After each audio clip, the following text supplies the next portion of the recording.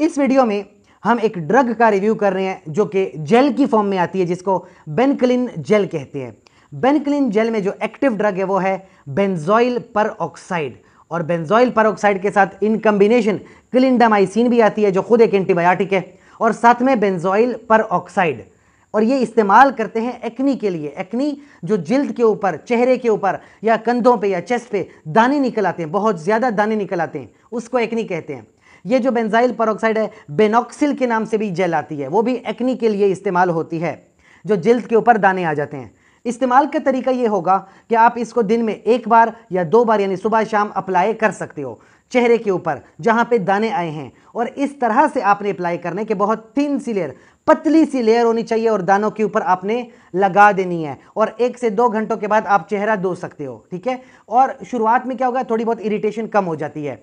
इसका काम क्या है, जब आप इस क्रीम को लगाओगे तो ये ऑक्सीजन स्पीसी को रिलीज कर देगा, रिएक्टिव हो जाएंगी, और बैक्टीरिया जो आपके चेहरे पे मौजूद है जिसकी वजह से ये एक्नी हुई है, उस बैक्टीरिया को मार देगा। साथ में केराटिन अगर आपके चेहरे पे जमा हो गई है और पोर्स को बंद कर दिया है केराटिन ने, तो आप उस केराटिन को भी खत्म कर सकते हो इस मेडिसिन के इस्तेमाल से। तो इसके अलावा हम क्या कह रहे हैं कि एक तो ये ड्रग बैक्टीरिया को खत्म करती है, वो बैक्टीरिया जो एक्नी काज करता है। इसके अलावा सूजन वगैरह को खत्म कर देती है, पोर्स को बिल्कुल जो है क्लोज कर देगी। पोर्स जो आपके पास जिसमें चीज़ें जमा हो गई हैं, पोर्स जो हैं उसकी वजह से बड़े बड़े एनलार्ज हो गए हैं, क्लॉग हो गए हैं, उन पोर्स को ख़त्म कर देगा, रेजिस्टेंस को ख़त्म कर देगा। और क्योंकि एंटीबायोटिक्स भी हैं, साथ में क्लिंडामाइसिन भी आती है, तो फिर बैक्टीरिया को भी ख़त्म कर देता है ये। तो याद रखें, एक्नी वल्गैरिस के अंदर ये बहुत बेहतरीन काम करती है, उसके लिए बहुत अच्छी मेडिसिन है।